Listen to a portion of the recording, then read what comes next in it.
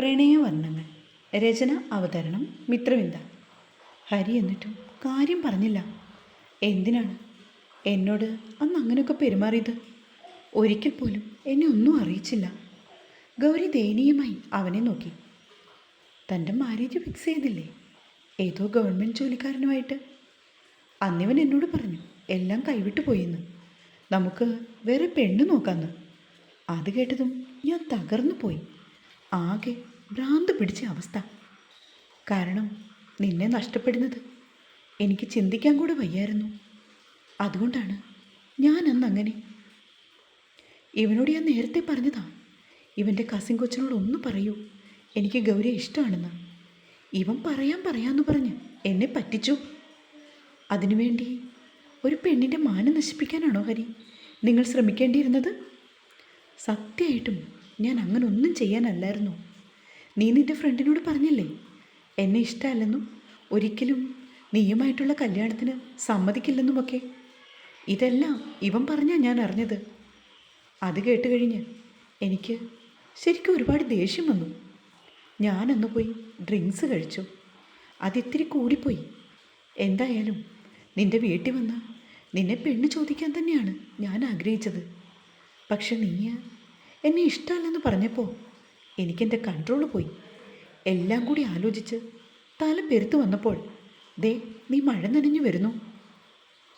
ഇത്രയും കാലം ഒന്ന് അടുത്ത് കാണാനും എൻ്റെ സ്നേഹം പറയാനും ആശിച്ചു മോഹിച്ചിരുന്ന എൻ്റെ മുന്നിലേക്ക് നീ വന്നപ്പോൾ എൻ്റെ മനസ്സ് മുഴുവനും നിനക്കെന്നോട് വെറുപ്പാണെന്ന് പറഞ്ഞ നിമിഷമായിരുന്നു. അങ്ങനെ മറ്റൊരുത്തിനെ കിട്ടി നീ സുഖിച്ച് കഴിയേണ്ടെന്ന് ഞാൻ ഓർത്തു. അത് സത്യം തന്നെയാണ്. എങ്ങനെയെങ്കിലും നിന്നെ എൻ്റേതാക്കണമെന്ന് മാത്രമേ ഞാനപ്പോൾ ചിന്തിച്ചുള്ളൂ. സത്യം പറഞ്ഞാൽ നിന്നെ ഒന്ന് പേടിപ്പിക്കണമെന്നേ വിചാരിച്ചുള്ളൂ. നിന്നെ ഭീഷണിപ്പെടുത്തിയാണെങ്കിലും വേണ്ടില്ല, ഞാനുമായുള്ള ഈ വിവാഹത്തിന് നിന്നെ സമ്മതിപ്പിക്കണമെന്നോർത്തുപോയി. എല്ലാം നീ കാരണമല്ലേ ഗൗരി? നിനക്കെന്നെ ഇഷ്ടമാണെന്ന് പറഞ്ഞാൽ ഒന്ന് തീരാവുന്ന പ്രശ്നമുള്ളായിരുന്നു. നീയല്ലേ എന്നെ വെറുതെ വാശി പിടിപ്പിച്ചത്. അതുകൊണ്ടല്ലേ ഞാൻ. അവൻ്റെ വാക്കുകൾ മുറിഞ്ഞു. ഹരി പറഞ്ഞത് കേട്ട് പറഞ്ഞു നിൽക്കുകയാണ് ഗൗരി. എന്നിട്ടവൾ മെല്ലെ ഹരിയോട് പറഞ്ഞു, അങ്ങനെ പിടിച്ചു പറിച്ചു മേടിക്കാൻ പറ്റിയതാണോ ഹരി ഒരു പെണ്ണിൻ്റെ മനസ്സ്? അതിനായി നിങ്ങൾ തിരഞ്ഞെടുത്ത വഴി അത് തെറ്റിപ്പോയി. നിങ്ങളുടെ പെങ്ങൾക്കാണ് ഈ അവസ്ഥ വരുന്നതെങ്കിലോ? നിങ്ങൾ പറയും, നിങ്ങൾ സഹിക്കുമോ അത്? എൻ്റെ അപ്പോഴത്തെ സാഹചര്യം അങ്ങനെ ആയിപ്പോയി. ഗൗരിയോട് ക്ഷമ പറയാൻ പോലുമുള്ള അവകാശം എനിക്കില്ല. അതുകൊണ്ടാണ് ഗൗരി മറ്റൊരാളെ സ്നേഹിക്കുന്നുണ്ടെന്ന് പറഞ്ഞപ്പോൾ ഞാൻ ഈ വിവാഹബന്ധം വേർപ്പെടുത്തി. 1 വർഷം കഴിയുമ്പോൾ താൻ ഇഷ്ടപ്പെടുന്നവൻ്റെ അകത്തേക്ക് പോകുമെന്ന് പറഞ്ഞപ്പോൾ പോലും എതിർത്തൊന്നും പറയാതെ എല്ലാം സമ്മതിച്ചത്.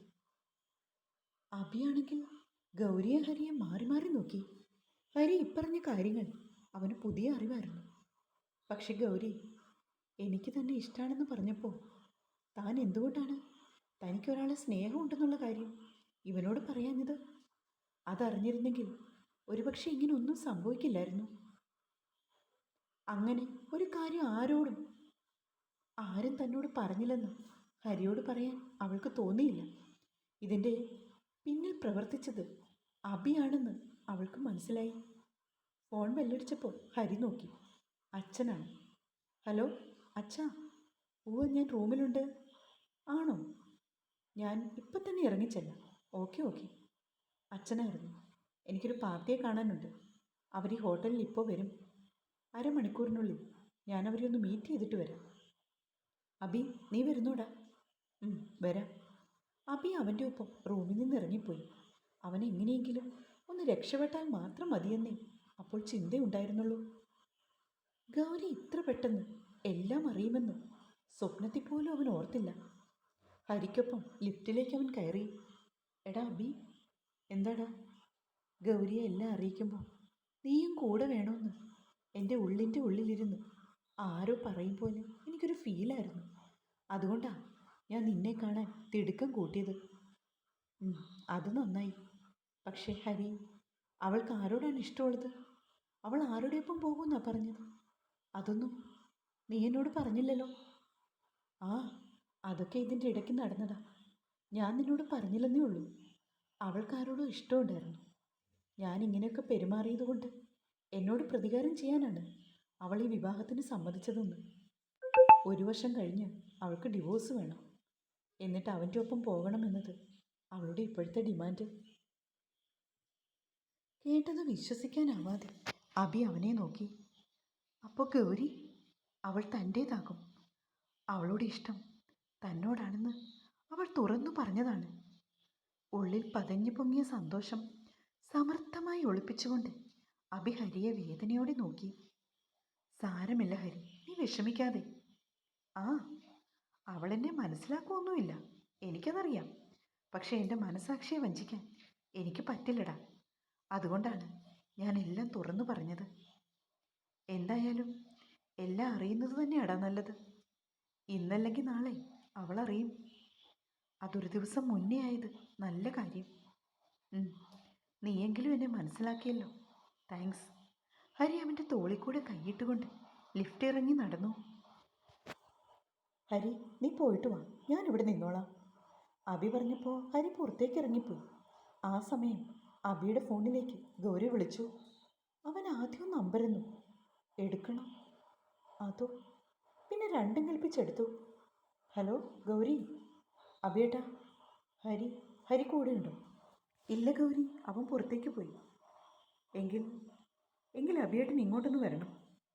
അതും പറഞ്ഞുകൊണ്ട് അവൾ കോൾ കട്ട് ചെയ്തു. അവളുടെ അടുത്തേക്ക് പോയാൽ എന്താണ് സംഭവിക്കുന്നതെന്ന് അവൻ ഏകദേശം അറിയാം.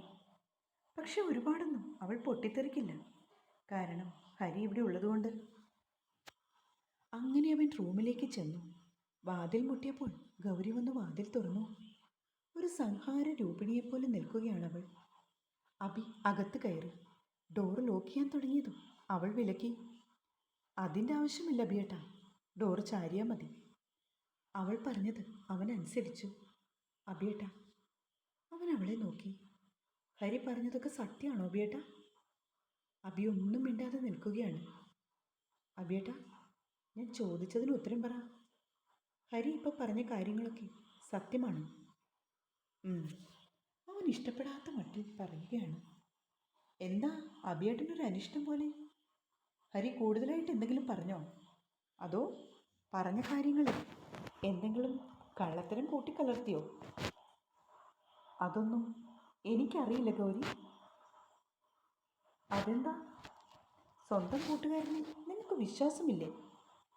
അവൻ വെറുതെ വെളിയിലേക്ക് നോക്കി നിൽക്കുകയാണ്. ഗൗരി പറയുന്നതൊക്കെ കേട്ടുകൊണ്ട്. അബിയേട്ടാ, എനിക്ക് ഇനി ഒരൊറ്റ കാര്യം കൂടി അറിഞ്ഞാൽ മതി. എന്താണെന്ന് വെച്ചാൽ പറ. എന്തിനു വേണ്ടിയായിരുന്നു അബിയേട്ടാ ഈ പാവത്തിനെ ചതിച്ചത്? സ്വന്തം കൂടപ്പിറപ്പിനേക്കാൾ കൂടുതൽ സ്നേഹിച്ച് നിങ്ങളെ കൂടെ നിർത്തി എല്ലാ കാര്യങ്ങളും തുറന്നു പറഞ്ഞിട്ട് ഒടുവിൽ ആ പാവം ഹരിയെ എന്തിനാണ് നിങ്ങൾ ചതിച്ചത്? എന്തിനാണ് എൻ്റെ വിവാഹം ഉറപ്പിച്ചെന്ന് പറഞ്ഞ് ഹരിയെ ഞാൻ ഇഷ്ടമല്ലെന്നൊക്കെ നിങ്ങൾ പറഞ്ഞു കൊടുത്തത്? ഞാൻ ചേച്ചിയുടെ വീട്ടിൽ നിന്നാണ് കോളേജിൽ പോകുന്നതെന്ന് നിങ്ങളോട് ആരാ പറഞ്ഞത്? നിങ്ങളെന്തൊരു നീചനാണ്! അവളെ കിതച്ചു. അഭിപക്ഷെ ഒന്നും മറുപടി പറഞ്ഞില്ല. എന്താണ് നിങ്ങൾ മിണ്ടാത്തത്? നാം ഇറങ്ങിപ്പോയോ? ദുഷ്ടനാണ് നിങ്ങൾ, പരമദുഷ്ടൻ. ആ പാവം ഹരിയെ ചതിച്ചതിന് നിങ്ങൾ അനുഭവിക്കും. ഈശ്വരൻ്റെ മുൻപിൽ നിങ്ങൾ കണക്ക് പറയേണ്ടി വരും, ഉറപ്പ്. അത് പറഞ്ഞപ്പോൾ അവളുടെ മിഴികൾ നിറഞ്ഞു. ഗൗരി, മിണ്ടരുത് നിങ്ങൾ. ചതിയനാണ്, സ്വന്തം കൂട്ടുകാരനെ കൂടെ നിന്ന് ചതിച്ചവനാണ്. നിങ്ങളോട് എനിക്ക് അറപ്പാണ്. ഗൗരി പ്ലീസ്, ഞാൻ പറയുന്നൊന്ന് കേൾക്ക്. വേണ്ട, ഒന്നും കേൾക്കണ്ട. ഞാൻ എല്ലാ കാര്യങ്ങളും നിങ്ങളോട് തുറന്നു പറഞ്ഞതല്ലേ? എന്നിട്ട് പോലും നിങ്ങൾ എന്നോടിതൊന്നും പറഞ്ഞില്ലല്ലോ. എന്തിനാണ് അബിയേട്ടാ ഈ ചതി ചെയ്തത്? ആർക്കു വേണ്ടിയാണ്? ഗൗരി ശരിക്കും കരഞ്ഞു പോയി. നിനക്ക് വേണ്ടിയാണ് ഞാൻ ഇങ്ങനെയൊക്കെ ചെയ്തത്.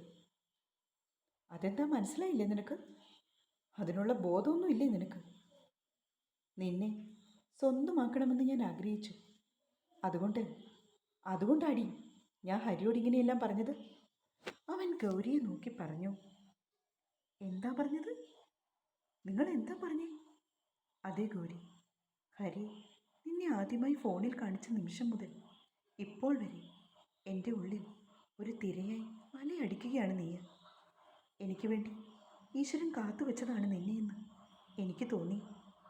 ഞാനതെൻ്റെ മനസ്സിൽ കൊണ്ട് നടന്നു. ഒരിക്കൽ നന്ദുവിൻ്റെ ഫോണിലാണ് നിന്നെ വീണ്ടും കാണുന്നത്. അവളുടെ ബെസ്റ്റ് ഫ്രണ്ട് നീയാണെന്നറിഞ്ഞതും വീണ്ടും എനിക്ക് ആഗ്രഹം തോന്നി. നിന്നെ എൻ്റേതാക്കണമെന്ന് തോന്നി. അതിനുവേണ്ടിയാണ് ഞാൻ ഈ നാടകമൊക്കെ കളിച്ചത്. നീ എന്നെ വെറുക്കല്ലേ ഗൗരി? 1 വർഷം കഴിഞ്ഞാൽ നീ വരില്ലേ? ഞാൻ കാത്തിരിക്കുന്നത് ആ നിമിഷത്തിനായാണ്. നിർത്തുന്നുണ്ടോ നിങ്ങൾ? ഞാൻ നിങ്ങളുടെ അടുത്തേക്ക് വരുന്നതും കാത്തിരിക്കുവാണോ? അത്രയ്ക്ക് തരം താഴ്ന്നവളല്ലടോ ഞാൻ. ഹരിയെ ഞാൻ വെറുത്തിരുന്നു, ഒരുപാട്. പക്ഷേ അതിനൊക്കെ കാരണക്കാരൻ നിങ്ങളായിരുന്നു. സ്വന്തം കൂട്ടുകാരൻ സ്നേഹിച്ച പെണ്ണിനെ വഞ്ചിച്ച് തട്ടിയെടുക്കാൻ നോക്കിയവനാണ് നിങ്ങൾ. ആ നിങ്ങളെ ഞാൻ സ്നേഹിക്കാനോ? അവളൊരു ഭ്രാന്തിയെ പോലെ ചിരിച്ചു. ഗൗരി, നീ അതിന് അവനെ സ്നേഹിച്ചിട്ടുണ്ടോ? നീ സ്നേഹിച്ചത് എന്നെയല്ലേ? എന്നോടല്ലേ നീ നിന്റെ ഇഷ്ടം പറഞ്ഞത്? എന്നാര് പറഞ്ഞു? പറയടൂ. അവൾ പാഞ്ഞു വന്ന് അവൻ്റെ തോളിലും പിടിച്ച് ശക്തമായി കുലുക്കി. പെട്ടെന്ന് വാതിൽ തുറന്ന് റൂമിലേക്ക് കയറി വന്ന ഹരി ഒന്ന് പകച്ചു.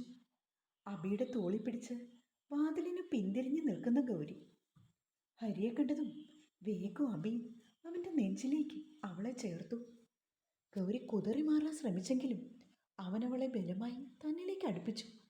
ഗൗരി, എനിക്കറിയാം നിനക്കെന്നെ ഇഷ്ടമാണെന്ന്. നീ വരുന്നതും കാത്തിരിക്കുവാണ് ഞാൻ. I love you. അവൻ ഗൗരിയോട് പറഞ്ഞത് കേട്ട് തറഞ്ഞു നിന്നുപോയി ഗൗരി. പാവം ഹരി. അവൻ പക്ഷെ അറിഞ്ഞിരുന്നില്ല ഇതൊക്കെ അബിയുടെ ഗൂഢ നീക്കങ്ങളാണെന്ന്. തുടരും.